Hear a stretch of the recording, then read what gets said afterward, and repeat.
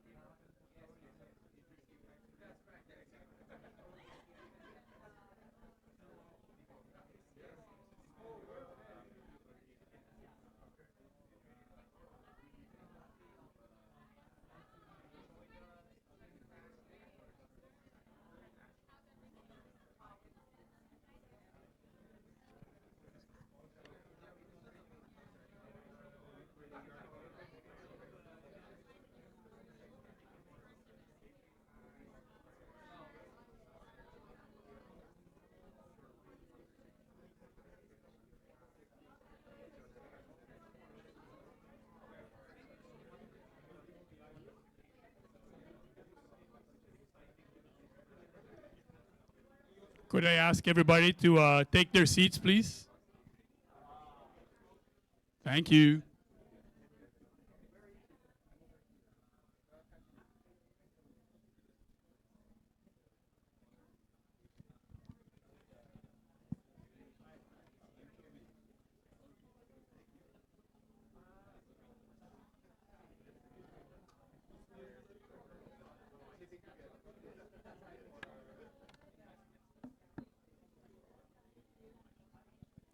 Bianca? Bianca?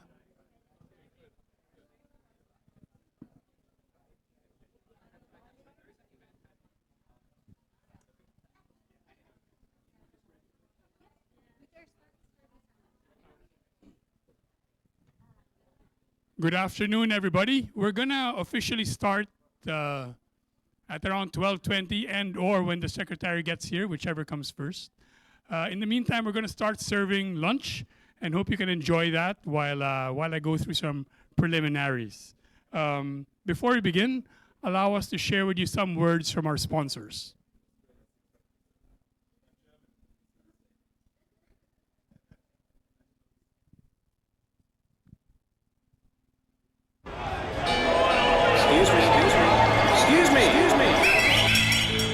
Just a question. What if the smartest decision was to invest in the planet? What does the planet have to do with us? We do business. Yes, but there's more than one way of doing business. Let's go for a walk. Ready? Some businesses know that the future is in producing clean energy. For some companies, it's as clear as water. You wouldn't believe that this is purified and desalinated water. Hey, nobody said it was easy. Some businesses know the answer is blowing in the wind. Not bad, eh? You'll like it even more when I tell you how many tons of pollution we avoided dumping into the air. Some may think this is a very unusual way of doing business. Maybe it is, but it's our way of doing business.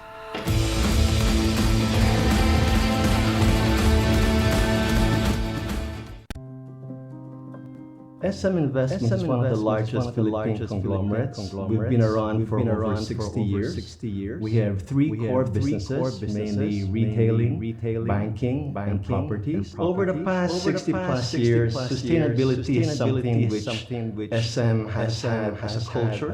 It's something which we as a group have been practicing from the very beginning. We take into account the entire impact on the environment, including, let's say, providing sustainable energy, renewable solar power, water treatment facilities, and waste recycling. We also provide, like for example, for our malls, we make the malls more like a community center, which also then becomes like an area for relief effort if ever there's any sort of calamity that occurs. We also provide support in terms of education and training and healthcare, because at the end of the day, it's the sustainability of the community that continues to provide the growth for our businesses.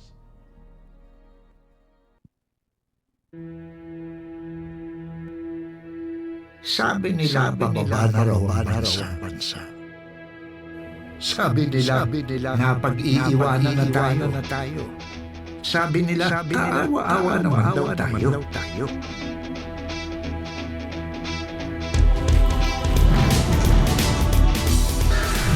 Ngunit Kaya ba ng ingay ng kanilang sabi-sabi ang kitang-kitang pagbabago? Ang lakas ng ating kalooban.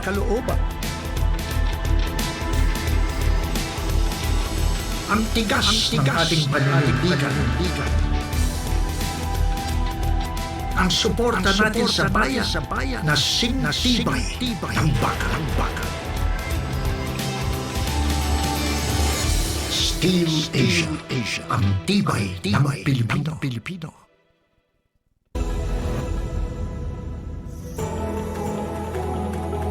Welcome deep. 45 years of construction and home improvement. A recognized leader in the industry.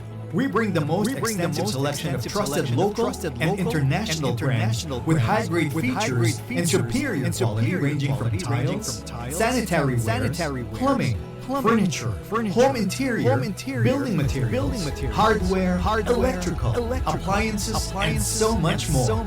From one store in 1977, today we have a network of over 80 stores across the country. And we are on track for our target of opening 100 stores by 2025. We are who we are because of the innovations we have brought to the industry. We redefined the shopping experience for construction and home improvement. We are known for our excellent customer service. We are bridging a strong physical store network while complementing it through leveraging technology and advancing our digitization. We are known not just for providing products, but for providing solutions.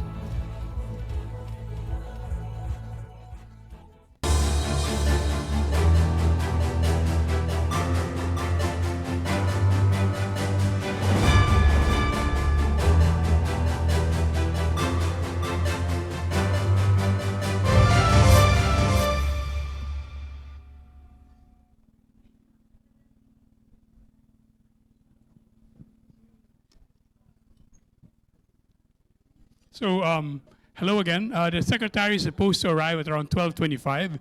So allow me to go through some preliminaries before that. Good afternoon, everybody.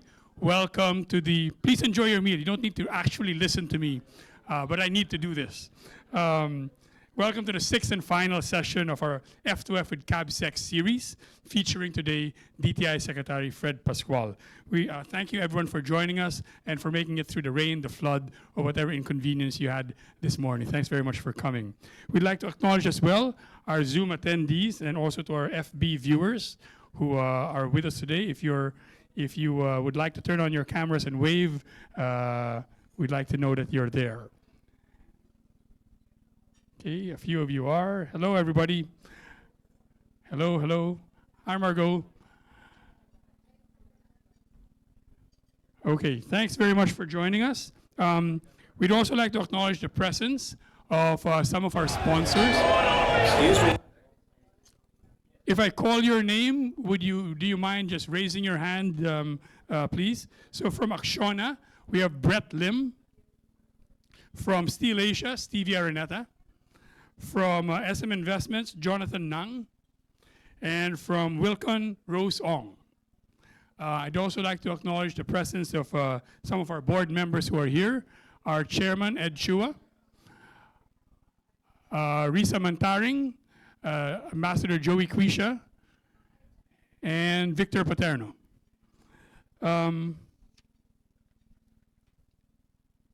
When the secretary gets here, I'm just going to introduce Ed Chua, and he'll give a brief introductory remark, and then we will move on to the Q&A.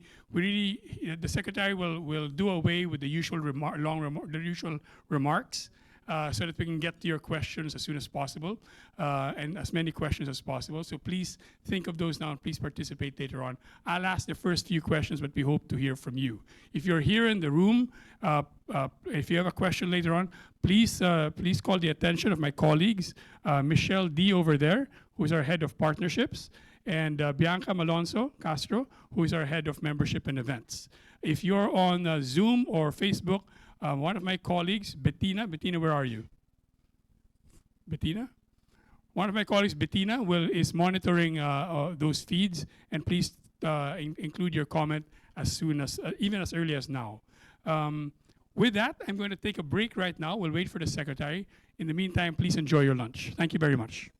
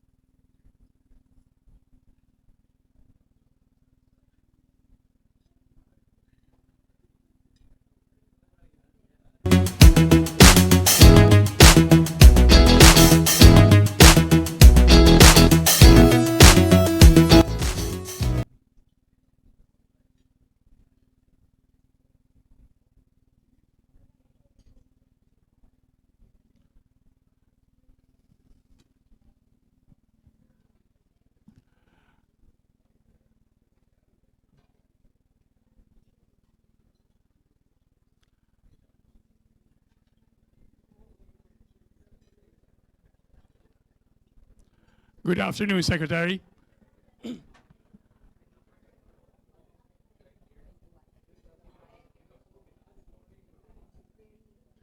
Good afternoon, Secretary. We're going to begin the program in about 5 minutes. Good afternoon.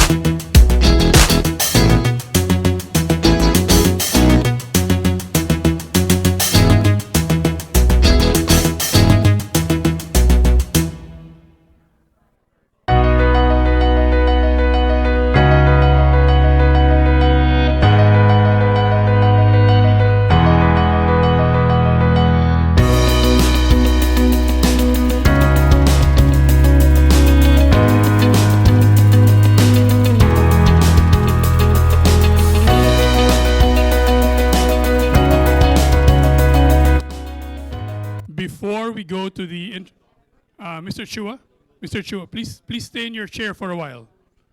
Please stay in your chair for a while. Before we go to the introductory remarks, we're going to take a group shot. So I'm going to call Maynard to take that. Please take a pause from your meal and smile.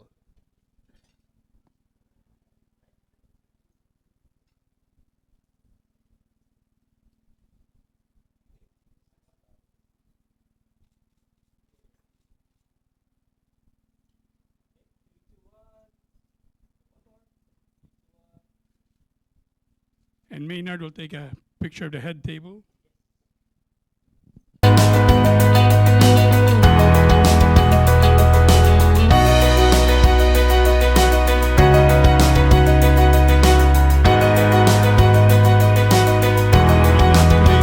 chairman, Mr. Ed Chua. Ed.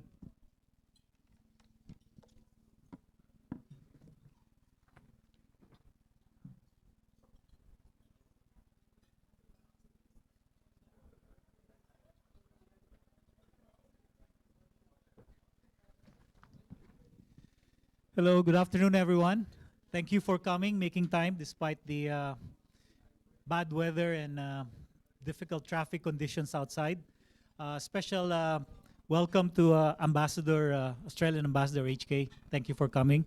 And welcome to the 6th and final session of the Face-to-Face with CABSEX. This is one of MBC's ways to deepen public-private dialogue and collaboration. As part of our commitment to this collaboration, we started visiting the economic managers as early as June last year, even before President Marcos took his oath. Secretary Fred was our second visit, 4th of July last year. After those visits, we invited the economic managers to meet our members this year, and we started with Secretary Jokno, who as finance head is the leader of the economic team. Today, we round out the series with Secretary Pascual, who, as DTI Chief, is our main point of contact with the government and a main point of contact with investors and governments abroad. Secretary Fred and his colleagues took office at a very challenging time. The pandemic and lockdowns were just winding down.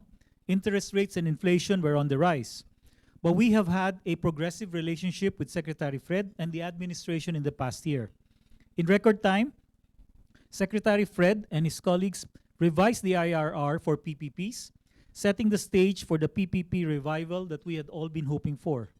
They allowed BPOs to work from home and keep their incentives, protecting that key industry. And Secretary Fred opened the BOI's doors to them.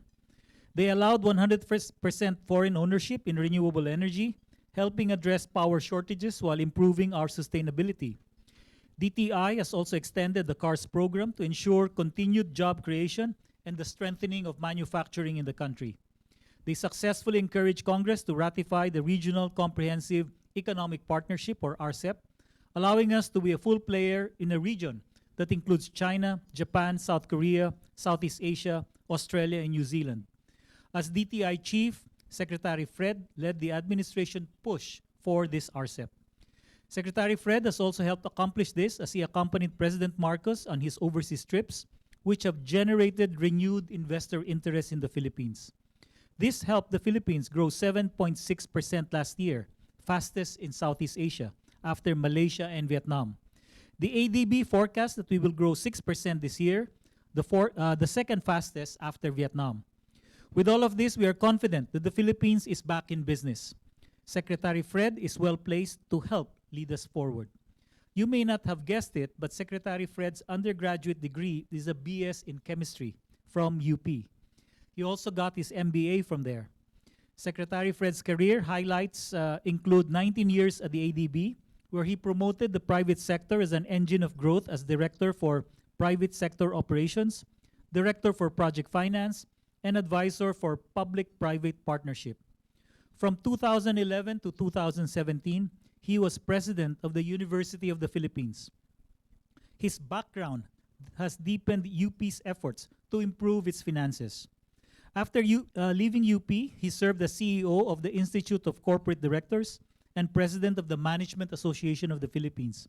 He served as a board director of SM Investments and left that and the MAP presidency to join the cabinet last year. Through his varied career, many of us have met and worked with him, making it a bigger pleasure to welcome him here at the MBC today. Fellow members, please join me in welcoming Trade Secretary Fred Pascual to this forum. And before we ask him to be on the stage, I'd like to call Coco Alquas, who will be formally calling him on stage because they will be doing the question and answer later. Thank you. Thank you, Coco.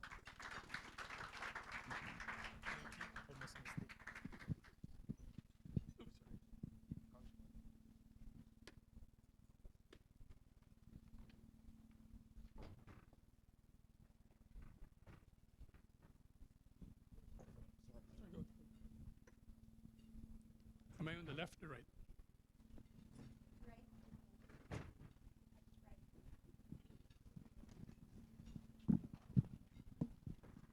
Secretary.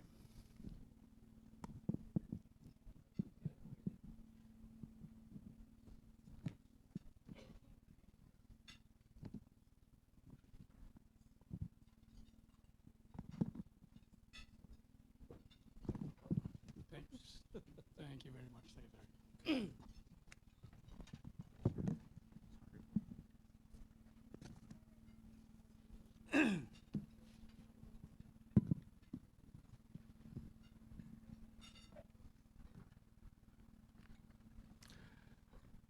Thanks very much, Secretary. Again, if you have any questions, please raise your hands, and my colleagues, Michelle over here, Michelle, please raise your hand, and Bianca over there will come to you with a microphone. And if you're online, my colleague Bettina, raise your hand, please, Bettina, is monitoring those feeds, and we'll take your questions as soon as you're ready.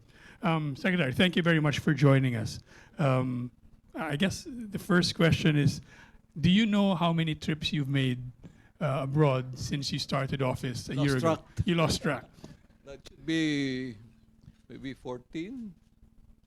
And this has to be Not all with the president, but Right. most of them with the president. and this has to be, please don't surprise me and say this hasn't been the most hectic travel schedule you've had most of your life. Not really. When I was in ADB, I used to travel 20 times a year. I have not done 20 times this year. Not yet. Not yet. We have a few more weeks to reach that record, Secretary.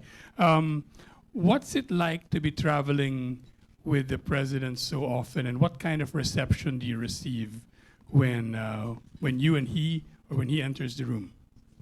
Well, it reveals the man and his real interest, particularly interest with respect to the development of the country and the welfare of the people.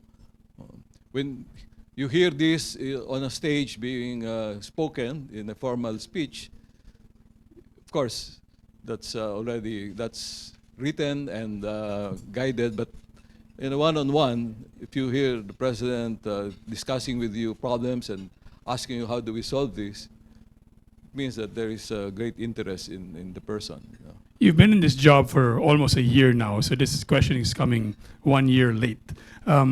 When the job was offered to you, was it an easy decision to accept it, or did you have to think about it and negotiate with certain parties first? Yeah, I wanted to think about it, but I was not given much time. You know. I was not really planning to join the government. In fact, my wife is totally against my joining the government. She knows the kind of life I will have, and she would have if I were in government. You know. So, yeah, in fact, there are times I could not join her, you know, for family events or events with friends. So it happened very fast. I got a call, met with the president, and we had a discussion. And then I got a call again asking me, what's your decision? Within a space of less than a week. You know. And But- your but- wife never changed her mind? I didn't ask her anymore before. Oh my God! Well, I know she will say no, but I was curious, you know, in terms of what kind of how different would my life be, you know, after I joined the government. Apparently, you subscribe to something I hear a lot, which is, how does it go? Do first and apologize later. Is that the policy? I ask her, I won't be in government. That's right. So don't ask, just apologize later. Yes, it's easier to apologize than to ask So- permission, as everybody knows. So what interested you, or what challenged you, or enticed you into taking the job despite your wife's potential wrath? I think if you look at my career has always been service-oriented. You know. Whether I was in ADB, or I was in the academe, or Institute of Corporate Directors, eventually leading MAP as well, it's all about serving others. And I thought this is, at this stage in my life, you know, this could give me the last opportunity to make my eagerness and my drive, you know, to serve, to be brought to a satisfactory conclusion, I hope. You know. Was it mainly just a sense of service, or were there certain things, certain issues, certain advocacies Yeah. that you definitely wanted to promote?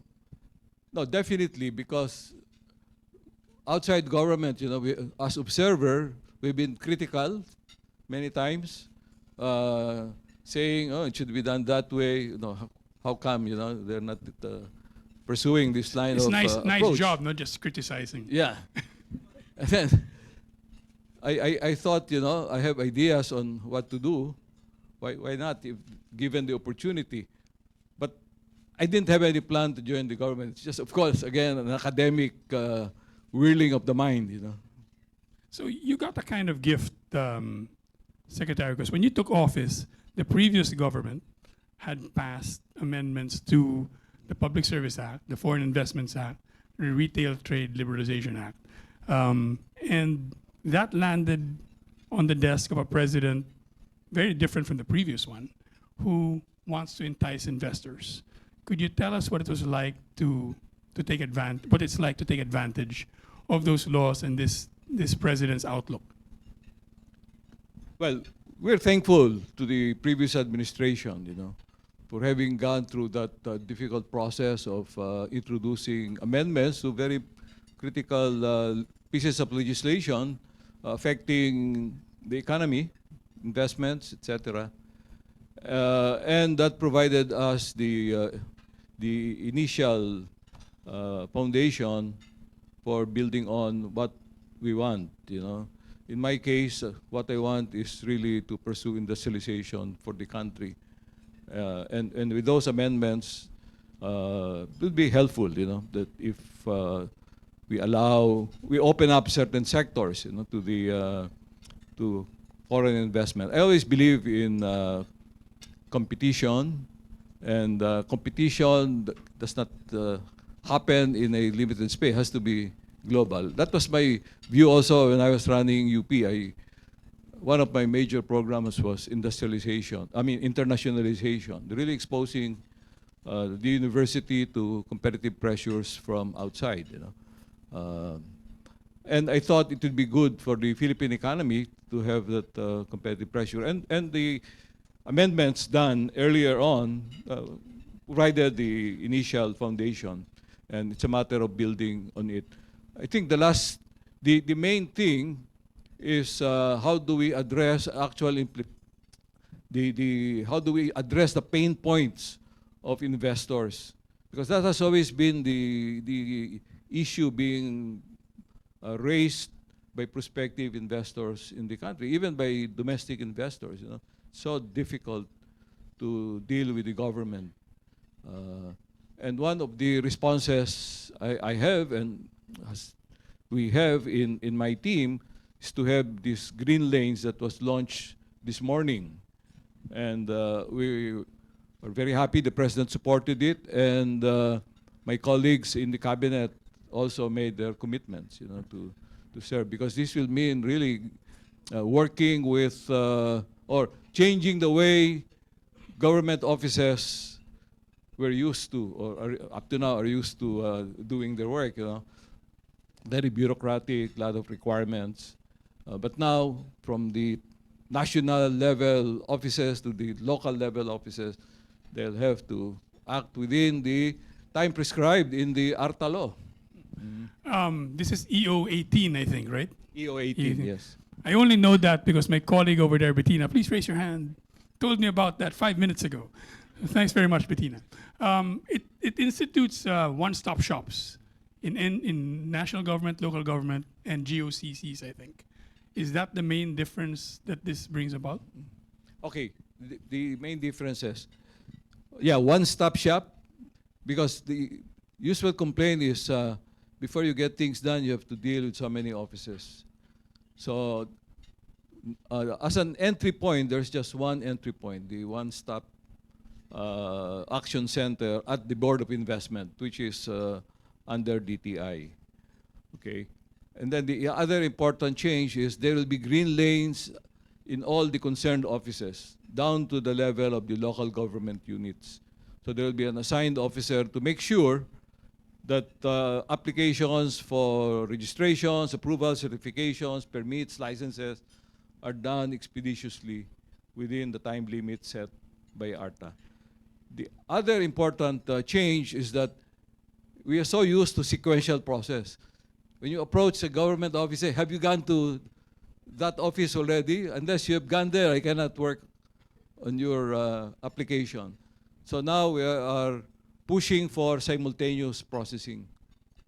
So that will really cut down the time it takes to get approvals. Not everybody is entitled to that, right? You have to be designated a highly desirable industry or something like that? Yeah, these are the industries that are specified in our Philippine Development Plan, the PDP. So the ones we desire. Of course, if you're not there, that means we don't want your your But who cooperation here. decides whether a company is in fact a highly Because desirable? That's they're you, they're right? already listed. Okay. And there are criteria, Okay. very clear criteria. Thanks very much, Secretary. I think we have some questions from the audience already. Bianca, did you have one? Ambassador Quisha? Well, first, I want to congratulate you, Secretary Fred, for having successfully pushed for the ratification of the RCEP. And we're happy that we're finally, I think we were the last one to sign that or to ratify the RCEP agreement. No? And also commend you for your efforts in trying to attract foreign direct investments into the Philippines. If I may, I have two questions. First is, I understand that some of the Japanese real estate companies they will not say so publicly, but it seems that they're pulling out from the Philippines because they cannot get long-term visas for the senior executives.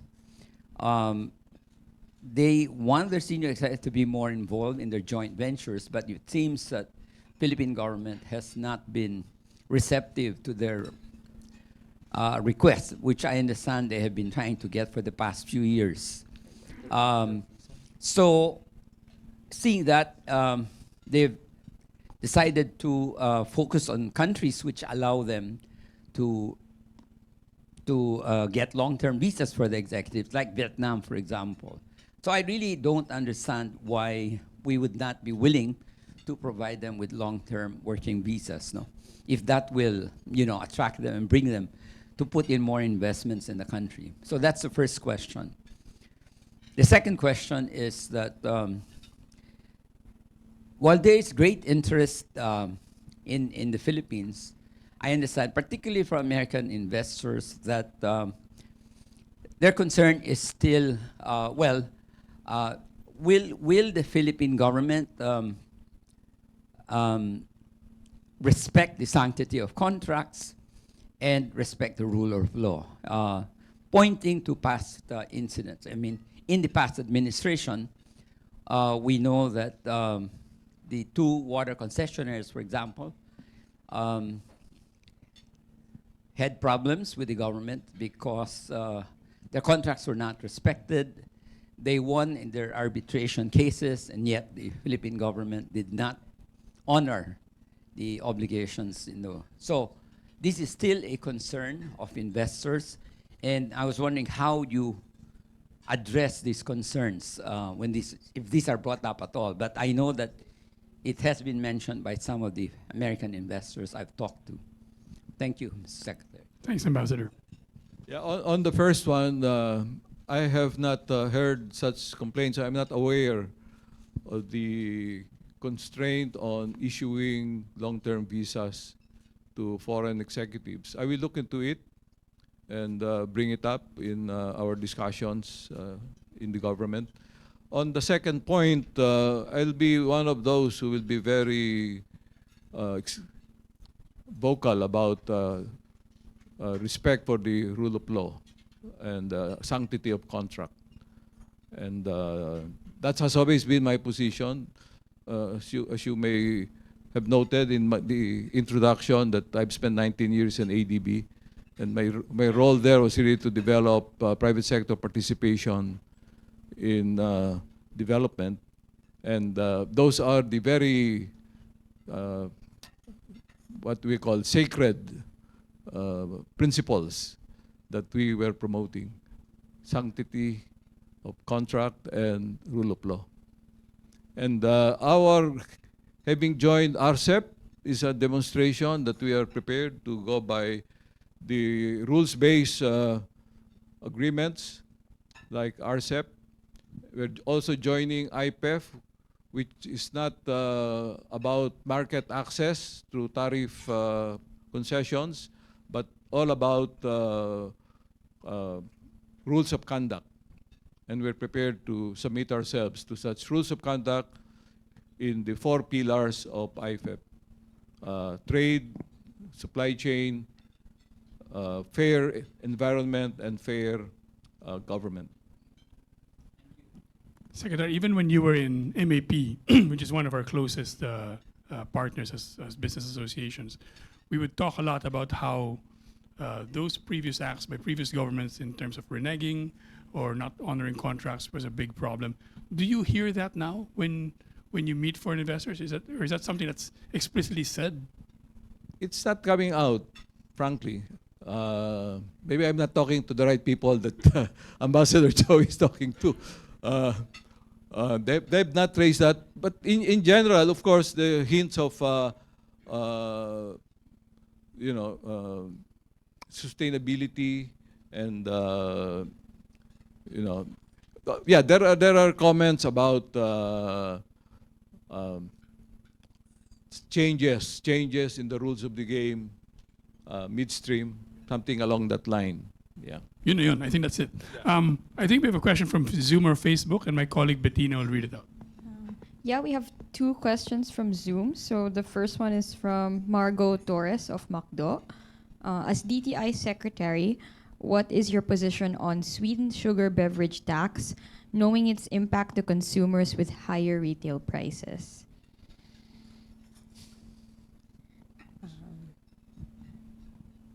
What's the objective? Because if the idea is to for purposes of protecting the health of Filipinos, I'll go for higher taxes on sugar. Okay. All right. Next question. The second question is from Darlene Basigan, staff writer at NNA Asia. Are foreign companies already looking into the Philippines to invest in nickel mining or processing? If yes, how many are these companies and what are their nationalities? Nickel mining is now happening, and the many Philippine companies doing it. The foreign companies we are trying to bring to the country as investors are those engaged in the processing of nickel ores and other minerals that we have, because we want to increase the value added locally of our mineral products before they are exported. Like nickel, we export 90% of our nickel ores to China, and import from China batteries that result from these nickel ores. And the price difference is in the order of 10 to 20 times. Indonesia has shown us the way. It's a good model to follow, but there are limits, of course, because they're trying to do something more. So we want to be able to do that as well, so we can keep most of the value in the Philippines. And it's also part of our industrialization strategy, because we're so late already in heavy industries. So I think we have a chance of industrializing in technology-based industries, like the energy transition, the shift to electric vehicles.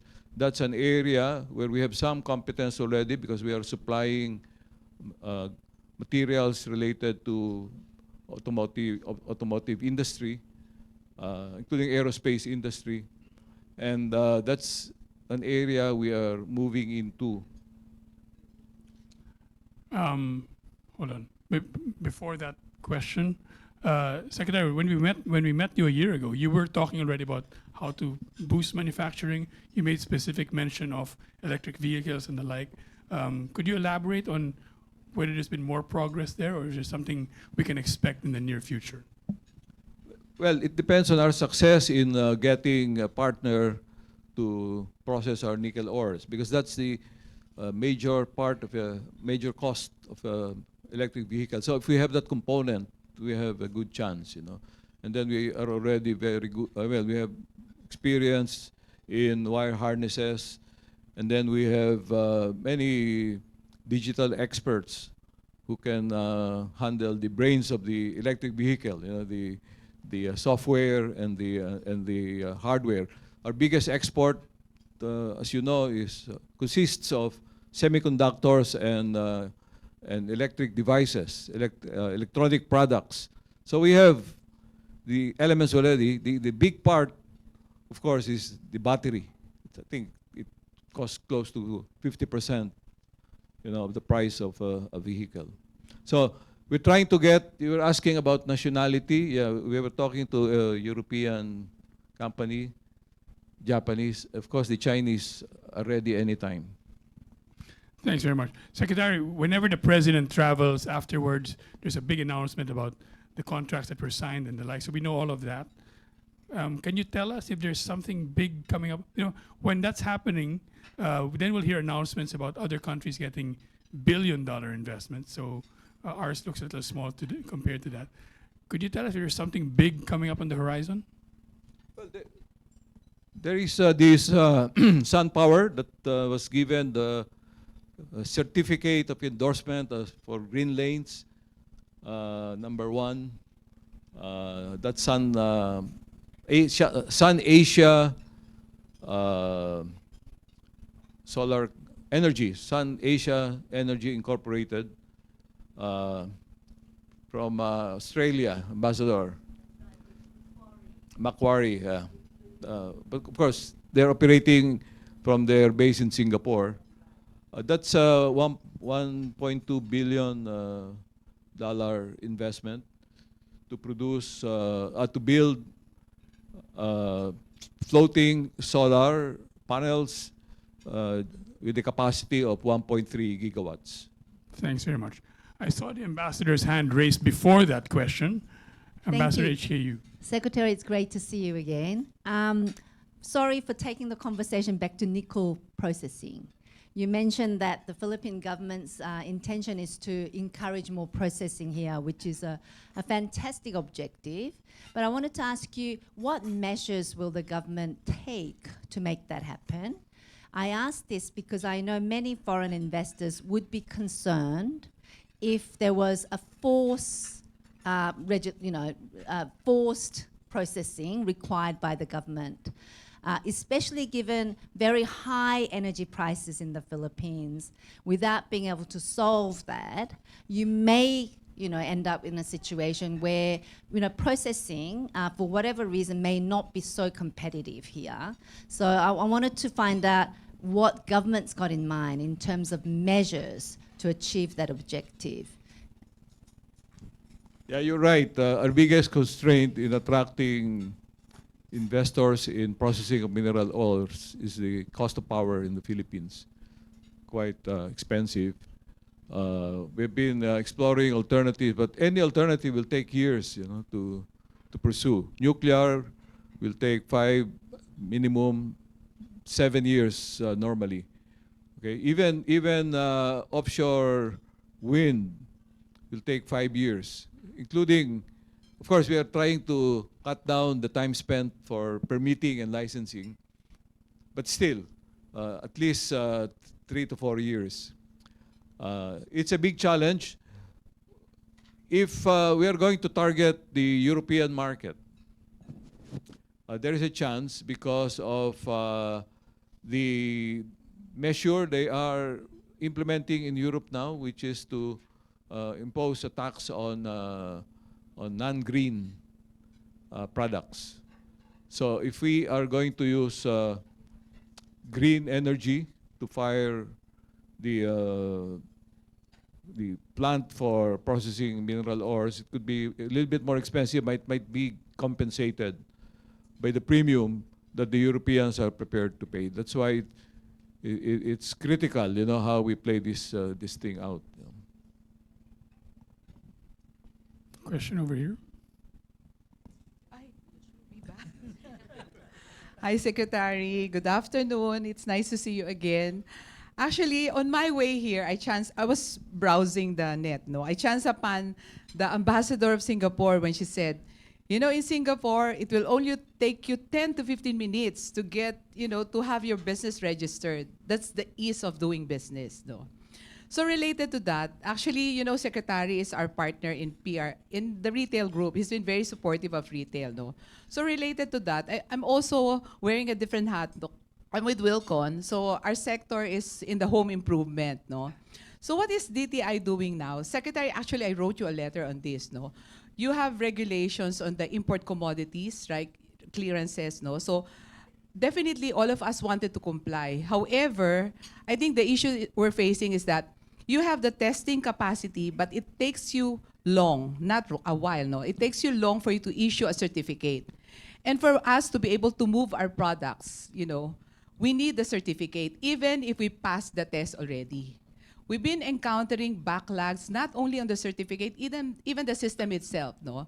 I guess it's more on the operational, pain points that we're experiencing, no. So, you know that the Philippines is not a manufacturing country, especially for sectors like us, no. Majority of our products are imported. So definitely we want to comply with that, with those clearances. We want to, we want to be compliant because we want to provide the market with good quality products, especially when you're building a house, no. So however, these are really one of the issues that we're facing. And your people are very masipag, Secretary. Almost every week, we have 86 stores all over the Philippines. Almost every week, they would visit us, check on us, police on us, whether we have the ICC, the electrical would have ICC. Is that okay ease na of sana yung doing masipag business, di ba? Sabi ko nga, Secretary, siguro hindi na namin papa-aircon ang mga tindahan namin so that they will not visit us anymore.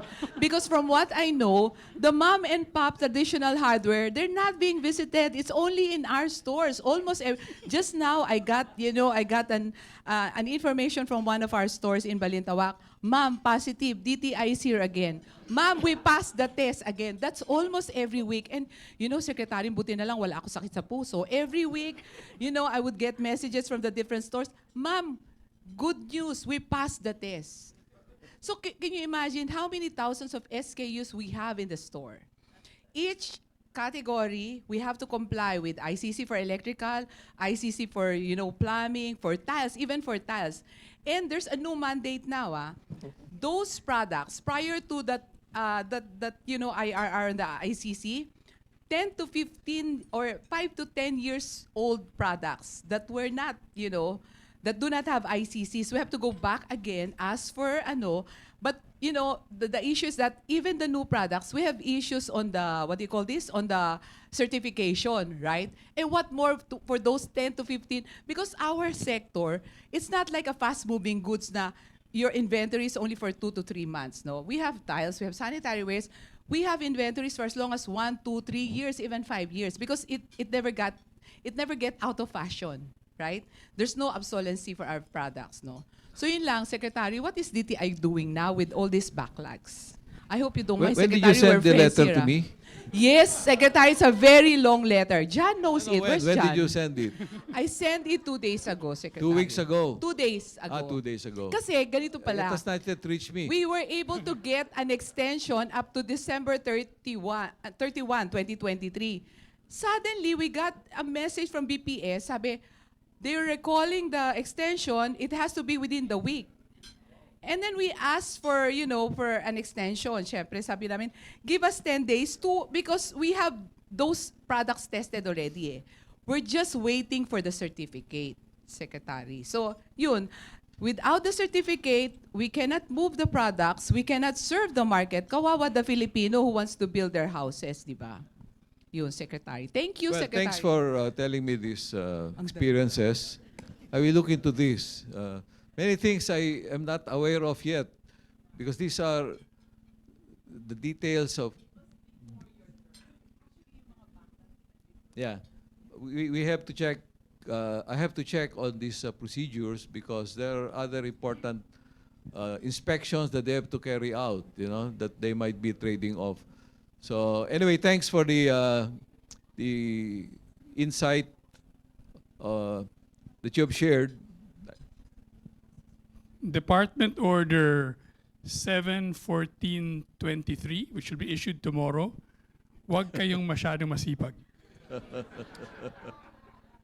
Secretary, along that line, a lot we often hear about. I know this is not. I don't think it's completely under you or even under you. FDA and how slow FDA is and rose under the PRA. Many of your companies are food companies. That it's very slow. I mean, when we talk, for example, to representatives from Thailand, their version of FDA comes out very quickly. Dito, by the time they get their approval, laos na yung product. Would you have a Well, I don't want to comment on somebody else's backyard, but I will take this up. I know because I have received similar complaints from prospective clients, particularly when I talk to prospective investors in the healthcare and pharmaceutical sectors. And I will take this up. That's why I have this idea of reorganizing the way we handle the so-called consumer protection or regulation of domestic trade, because it's currently all over the place, But most of the work is with DTI. We take care of all sorts of products, but also DOE has that for LPG, FDA for pharmaceuticals. I think I'm looking at some models being followed in some other countries where the regulatory function is done by a single consumer protection commission or something like that, or domestic trade commission. Take care of all these issues, including the work being done by the Philippine Competition Commission. If you look at the law creating the Competition Commission, you can interpret it to include functions such as consumer protection, because that's the ultimate objective of the anti-competition law, to protect the consumers. I've asked somebody to really see, how we can consolidate this so that it's the pinpointed obligation, and then we avoid people like in my case when I want to push development work, sometimes saddled by complaints about the testing of products, the suggested retail price of commodities, the supply of right now, school supplies, pricing of school supplies. Then we implement the vape law, all sorts of consumer protection activities, which could be time-consuming. If I think some of my predecessors have focused on that.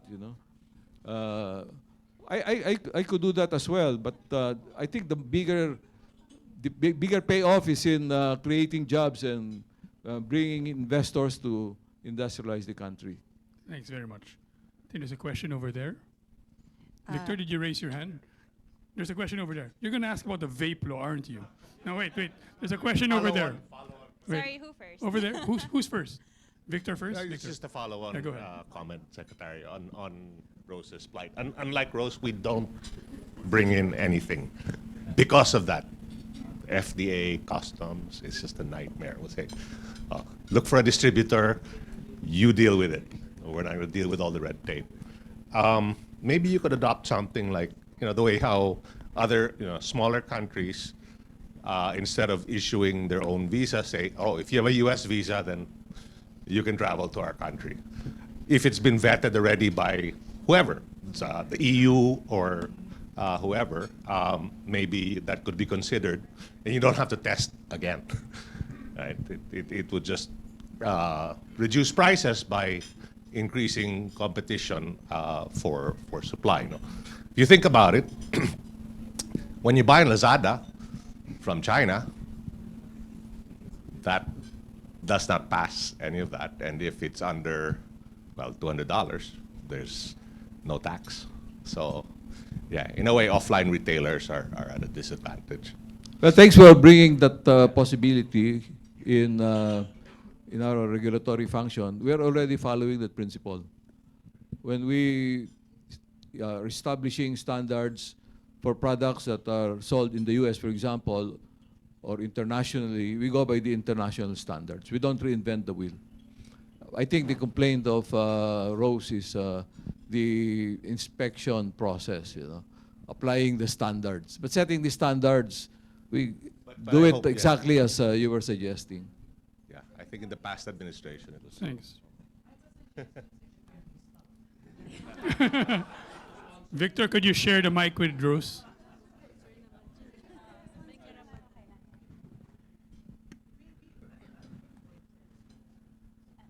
Instead of, testing the product each time you bring it in, why don't you accredit the factories? right? So that not, every time we bring in those containers, we have to have it tested, Like for example, Kohler, Grohe, these are reputable companies. So maybe accredit their factories so that every time we bring in their products here, we don't need to have it tested. And then just issue us the certificate. We can put in the ICC there. Just a suggestion. Yeah, that's an option that has already been presented to me, and we'll consider that seriously. You actually opened up digital, which I might have questions about later on, but there's a couple of questions there in the back. One here, and then after that, table 6. Sorry. Good afternoon, Secretary. My name is Jessica. I'm from Decathlon. Naka-aircon din yan. Yes, naka-aircon din po kami. So you mentioned a lot about speeding up processes and making them more efficient. I'm just wondering, when can we expect to move on to digitalization of processes, such particularly sales and VAT declarations? Could you repeat the question now? A little, sorry. Sure. So you mentioned earlier about speeding up processes, becoming a little bit more efficient. So I'm just wondering. Speeding up processes. Speeding up processes. Yes. When can we expect to move on to digitalization of some processes, particularly sales and VAT declarations? Well, I'll have to discuss that with the ICT. Of course, we are all in a hurry, and the ICT has recently launched eGov, the super app. That's a platform that will be the basis for consolidating the digitalization effort across government. Maybe a bit related to that, Secretary. The BIR is supposed to implement e-invoicing and e-receipts. I know that's not under your purview. Do you get feedback that is moving at pace or at a fast pace? In fact, that's very much in my purview because these e-receipts apply to retail stores and businesses. Yeah, and we're hurrying up the application, of the acceptance by BIR of such digital. Is there resistance to it, or? No, it's just a matter of setting up for it, including customs, because we are signatories to ASEAN. The ASEAN agreement also has provisions on digitalization of customs procedures. Good. Okay, question over there. Wasn't there one in table 6 first? Anyway, yeah, go ahead. Please introduce yourself. Hi, Secretary. Good afternoon. My name is Jaro Castro from JG Summit. Secretary, we just have 3 questions. But first, on behalf of the group, we want to say we have a very pleasant experience with the DTI. It's one of the fastest agencies to respond to us. And in hand-holding businesses, it's a very helpful agency. So thank you, Secretary. Just 3 questions po, Secretary. Number 1, we laud you po for EO18. We know that it's very helpful, especially when it comes to the timeline of 3 to 20 days. But I noticed, Secretary, that this is for strategic investments. Maybe, Secretary, the first question is, when it comes to the normal businesses who fall outside the purview of what we define as strategic investments, what changes have we implemented or what we can expect for a normal business owner when it comes to the timeline? Have there been processes that have been streamlined already that shortens, for example, the application for a business permit and so on and so forth? So that's number 1 po. Number 2, Secretary, is maybe you can tell us more about the investments that we can look forward to, because we have been following your tours abroad and there are a lot of exciting items there. For example, in the Netherlands, I believe you have some good investments on aviation, for example, Secretary. So maybe you can tell us at least maybe the top 3 investments that we can look forward to. And the third one, Secretary, is more of a comment, perhaps. A follow-up to the comment from, I think, my colleague from McDonald's when it comes to taxation. Maybe the flag, sir, more of a flag rather than a question, Secretary, is there have been various chambers of commerce that have already came out with a statement saying that while we support tax measures from the government, the request from industry is really, can we look into more progressive forms of taxation rather than more regressive ones, such as sugar-sweetened beverages and what we call as junk food tax? Of course, we support that, but maybe we can look forward. We can focus first on more progressive measures po. That's more of a comment po, Secretary, for your information. But the two questions are for the normal business, changes in timeline. And the second question po is really, what can we look forward to when it comes to your tours and your discussions from investments abroad po? Thank you, Secretary. For now, Secretary, skip the second question. I tried that already. So the first question is the timelines for normal businesses. The logic of starting with the strategic investments is that if it can be done with big investments, this small, should not be an issue. Meaning, we expect that those that will be attuned to processing big investments or big deals in an expeditious way, if they can do that on the big, the small shouldn't take longer. So mas madali nang i-implement. Okay. The last question, his third question was about more progressive taxes. Is there any appetite to do more tax reforms, or are we done after the first five the first 5 train bills? Well, we have not really discussed openly tax reforms in the cabinet. There are talks in small clusters, economic clusters, for example.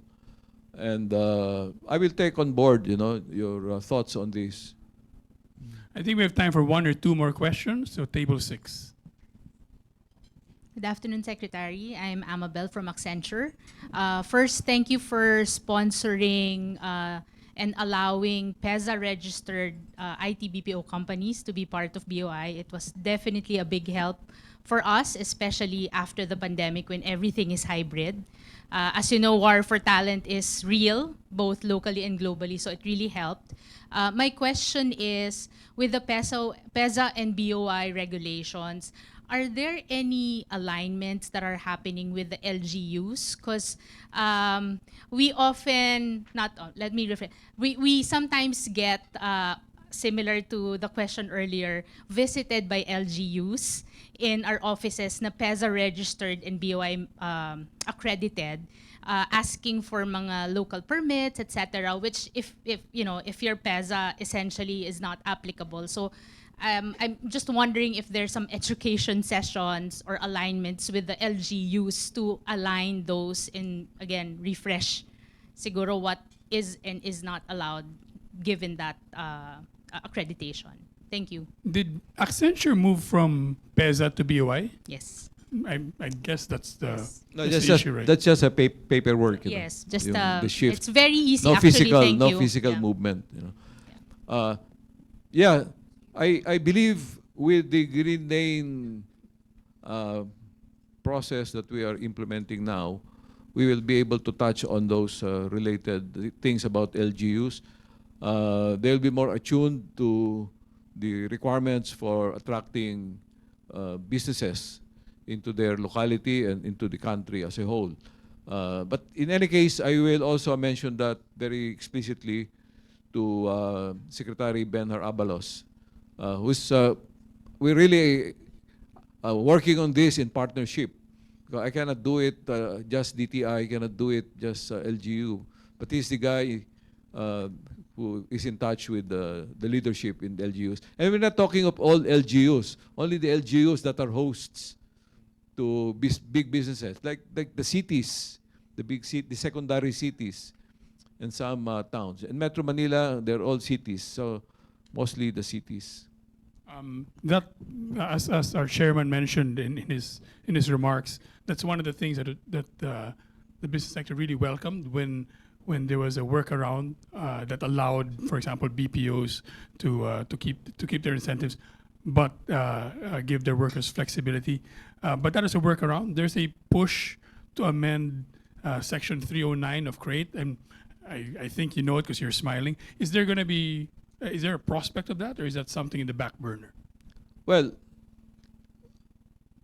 because that was done the previous administration,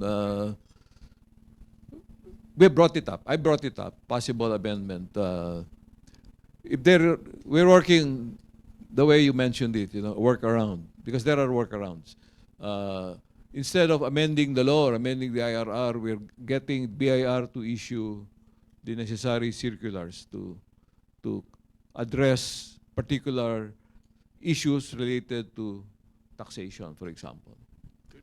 Thanks very much. Maybe one or two last questions over there. Is that Mr. Mills? Good afternoon. This may have been taken earlier because I came in late from the traffic. Anyway, I'm from the automotive industry. And the automotive industry is involved very extensively in ASEAN agreements. We're the biggest users of the AFTA, ASEAN Free Trade Agreement. And in relation to that, deep discussions on MRAs, mutual recognition agreements.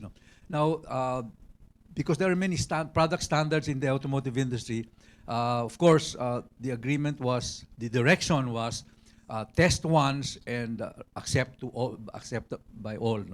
However, we're experiencing some discussions with the Bureau of Product Standards where they are insisting on, they are saying some standards we can insist on our own. Now, the question is, philosophically, are we in tune to mutual recognition agreements, or we are saying that's going to be subject only if we want to or not? Because the direction of most of our principles in ASEAN, at least, is really to have test it once and get it all done. No? But if we, philosophically, we don't want to do that, because in all of these meetings in ASEAN, we are part of the group that's saying, no, we are agreeing to an MRA, but then, of course, that's the private sector, no, government. So the question to you is, philosophically, is there a decision not to join MRA agreements or I don't go think there is their an own? official position not to join. The official position is to go by the MRA. Okay, so this wrinkles can be resolved individually on that. Yeah. So philosophically, there's nothing against If it. you tell me a specific situation, then I can Okay, address it. we'll make a list, sir. Thank you. Thanks very Don't make much. it too long a list. I think we have time for one more question. Does anyone have a question? In the back?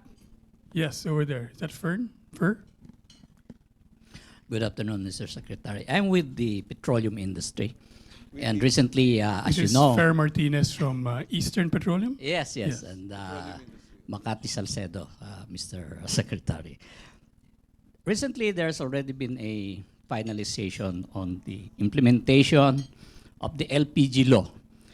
And an implementing guideline was issued a few months ago. There was voluminous requirement for a simple dealer outlet. And you can just imagine 7,000 outlets have to go through training, accreditation, etc. So there was a rumor that there's an LPG shortage. Because if you cannot comply, you cannot sell, supposedly, technically. Question is, have you been consulted by DOE on that? Because DTI is supposed to be on top also of this retail. So simple things, but when a bureaucrat, starts enumerating very voluminous requirement, which a simple dealer cannot comply, then there goes the threat that you can be closed, etc. So they have been trying to comply in the last 6 months, but I don't think they can comply. Only 5% at the most can comply. Thank you, sir. This with respect to the containers. No, sir. If you are going to operate a dealership or an outlet for LPG, you are supposed to have accreditation, compliance, LTO, license to operate. So, alam mo, everybody is complaining, but seems I don't want to take up personally with Secretary Lutilla, but but this is a problem with affecting households. Now there's it's in public that some will simply close. We have dealers who simply say, I will just close it down. Don't comply with all these requirements. I will look into it. Thank you, sir. Thank you. Thank you. Thanks. Last question? Okay. Oh, sorry. Over here, sorry. This is Guy. Good afternoon, Secretary Guy Boileau from the Canadian Embassy. Three quick points. The first is I just want to echo the question from the Ambassador of Australia. Canada is one of the largest foreign investor, if not the largest foreign investor in the mining sector. We are following very, very closely the discussion on value added and something that we very much support. The cost of energy is an issue, and so any measures that the government of Philippines takes will help inform how we can work with our companies here in the Philippines in terms of supporting the President's agenda on that side. Thank you to you and your delegation for the strong leadership you have taken in the Canada-ASEAN Free Trade Agreement negotiations. We've had 4 rounds of negotiations, and we look forward to having that conclusion sooner rather than later so we could have more market access opportunity between the countries. My question is more about PPPs. We understand that this administration is attaching much more importance on public-private partnerships. Today, tomorrow, depending on the time zone, the Governor of the Central Bank, Secretary Diokno are in Toronto on a Philippine economic briefing and speaking with Canadian pension funds. I'm wondering if you can speak a little bit on the importance that you attach to PPPs and how we can try to work together. Canada has one of the largest pension funds in the world. They are looking increasingly at opportunities in infrastructure, clean tech, renewable energy, and any way that we can work together to promote more of those pension funds to invest in this market would be greatly appreciated. Thank you. Well, PPP is a major mode of procurement for infrastructure development that we're pursuing. The past administration has BBB, Build, Build, Build. We have BBM, Build Better, More, and more PPPs. And in fact, I think it was mentioned earlier by Ejua that we have amended the IRR of PPP to make it more investor-friendly. Thanks very much. Before I ask the last question, just allow me to acknowledge we do have Guy from the Canadian Embassy here, Ambassador HK from Singapore, and Australia. Whenever I see this, is the second time I've done that, and Robert van der Hum from the Netherlands Embassy. I'd also like to acknowledge the presence of Joel Consing. He is the title I saw yesterday was project manager. I'm sure that's not it. He is in the presidential. He's in the office of the presidential advisor on investments and economic affairs. I saw his name yesterday. Project manager. I said, "Is this Joel's son?" Joel Consing over there. With that, I'm going to ask the last question, and then we're going to begin to wrap up. I see a hand raised there, so I'll give a chance to that. But please keep it brief, and please introduce yourself.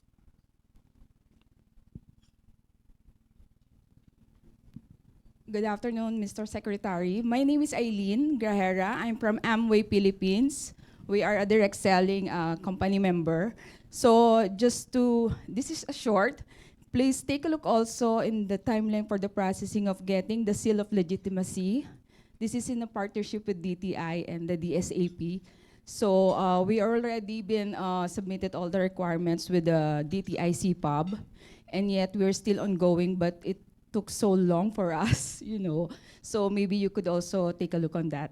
So Is that that's a new wall or a new thing? Yeah, it's a new application, sir. Yes, sir. So we submitted all the requirements last, I think, November 2022, and until now, we haven't gotten yet our seal. So maybe you can also take a look on that, sir. Yeah. Thanks for that information. Thank you very much, sir. The one on Wilcon is already being worked on, I was told. Okay. I saw the note was passed to him. Because I got a note, that because I've been away, so my next in line is doing the work for me. Okay, So, sir. Sorry, the wrong information that it has not reached me. It did reach me because it was already being done by the next in line. Rose, I'll take a picture and you can post it on your front doors. Thank you very much, sir. There you go. Thanks, sir. Secretary, if there's no final questions. Secretary, you've had a very varied career in ADB, working with economists and other experts there. Then you moved to UP, more economists, more academics, Then from there, you moved to ICD and MAP. We haven't had the pleasure yet, MBC, where ICD, MAP, and a couple of corporate boards where you have, I guess, very type A executive types. Then now you're in government. How does this compare to those stints? Is it easier, harder? Do you wish you went back?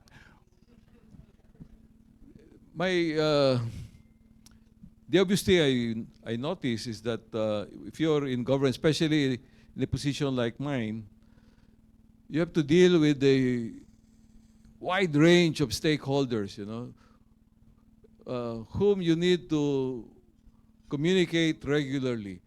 I noticed that I was told by my people that every day we should be saying something as to what we're doing.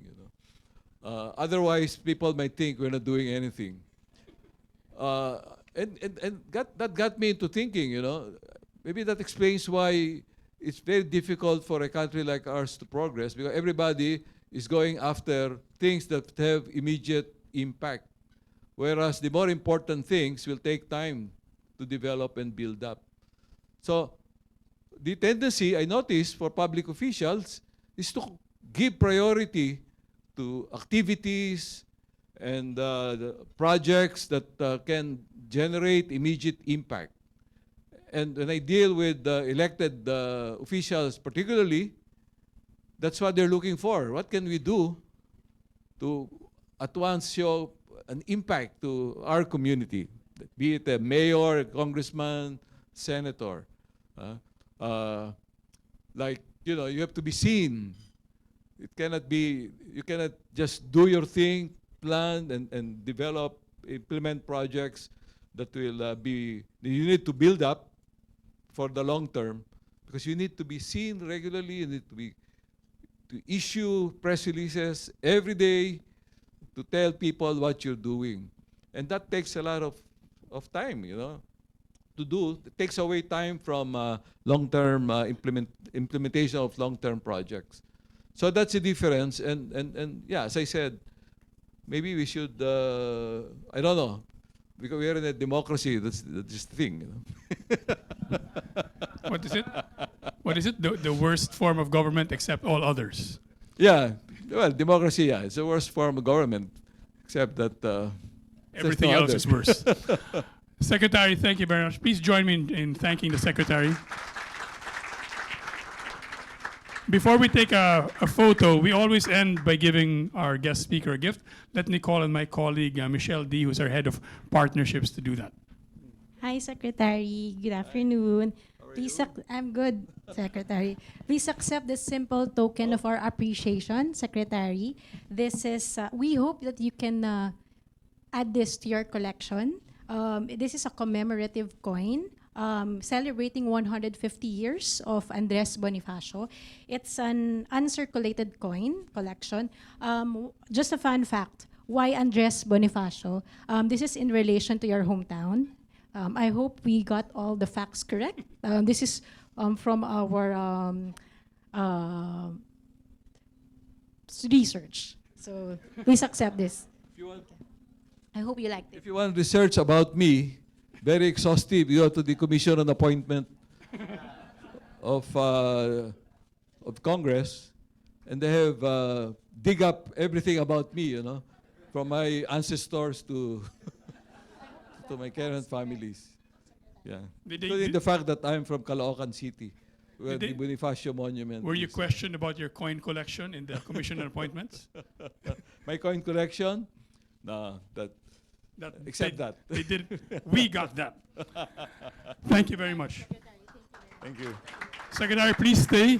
Could I ask our board members and Ambassador and Joel to come forward for a photo, and then after that, we'll ask our sponsors to join us as well.